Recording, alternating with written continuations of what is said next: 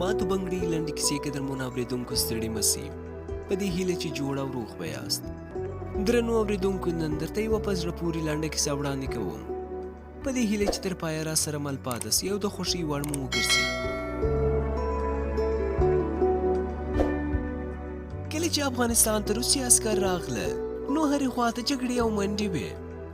د کندهار اکثره خلک به د لرې پرتو غرونو او درو له لارې د جنوبي پښتونخوا چمن نومې سیمې ته اوښتله او بیا به نورو سیمو ته کډوال کېدله.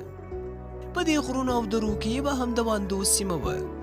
په واندوز کې د لارې وې او بلې غاړې ته څو دوکانونه آباد سوي ول، لکه د موټرو مستري خانه، د پنچرې نیولو دوکان، د تیلو خرڅولو دوکان، د خوراکي توکو دوکان او 2-3 هوټلان جوړ سوي ول.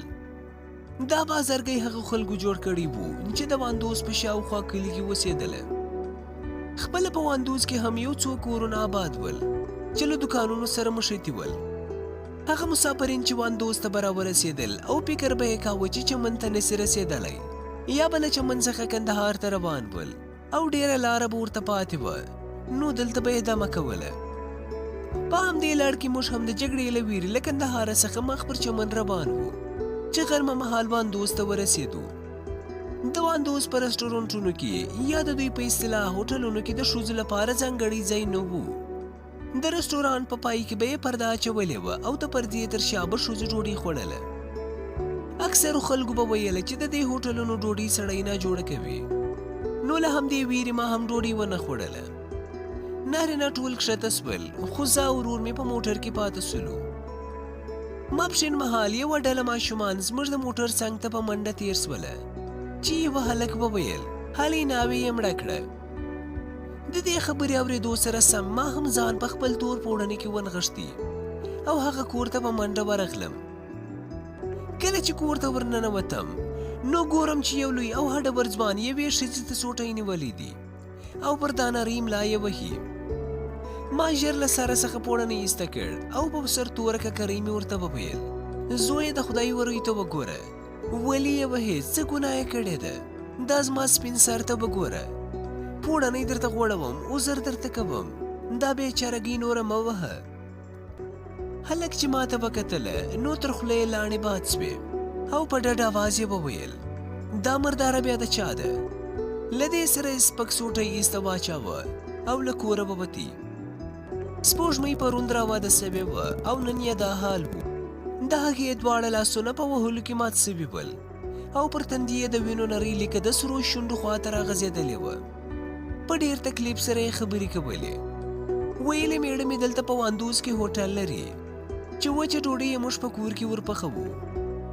ډوډۍ پخوا زما خواږې پخوله، خو نن سهار مې خواږې راته وویل چې باستې ناویتوب هم دومره و، سر له نن څخه به ته ډوډۍ پخوې.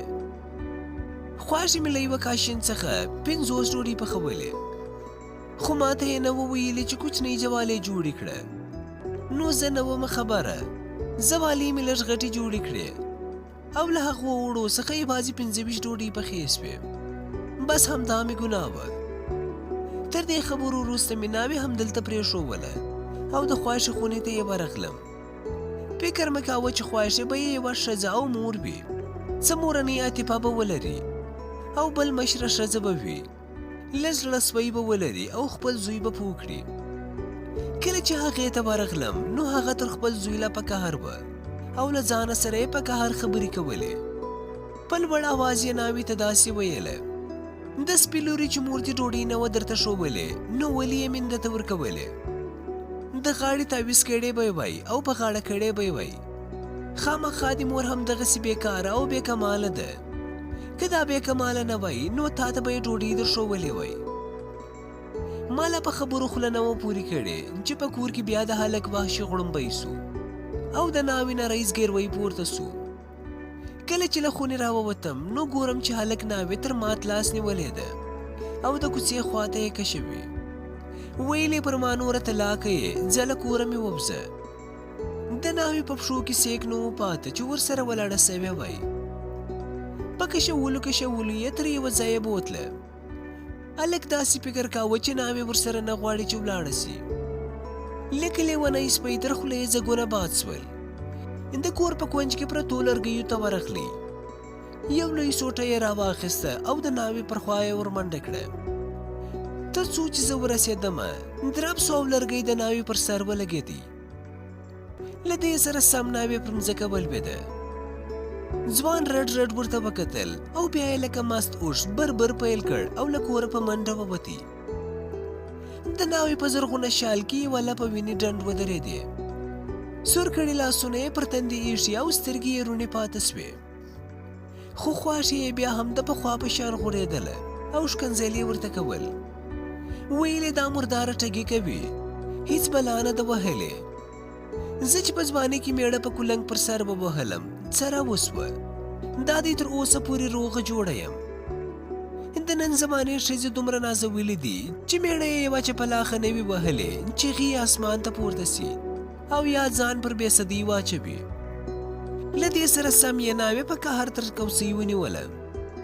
ویل یې د سپي لورې پورته څه پزه دې راپرې کړه.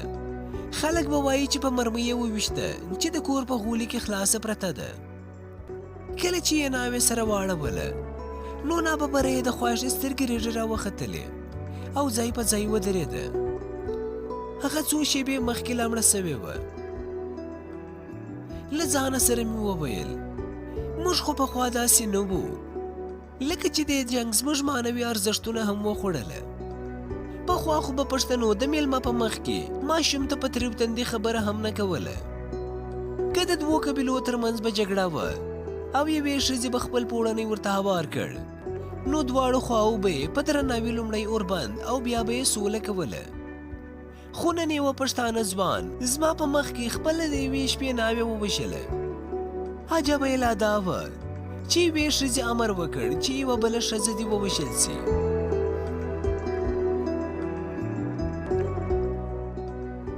قدرمنو اورېدونکو دا کیسه پر همدې ځای پای ته ورسېده.